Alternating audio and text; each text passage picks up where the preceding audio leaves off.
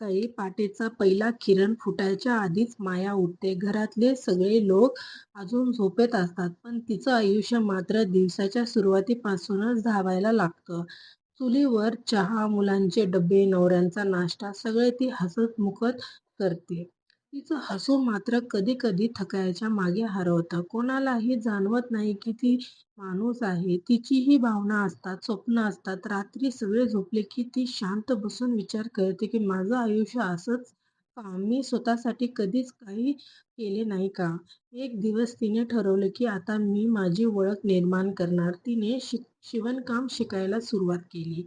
सुरुवातीला सगळे हसले, पण ती थांबली नाही. काही महिन्यातच तिने छोटे शिवण केंद्र सुरू केलं. आज तिच्या कामातून इतके महिलांनाही रोजगार मिळाला की आता माया केवळ गृहिणी नाही तर आत्मविश्वासाचं प्रतीक आहे.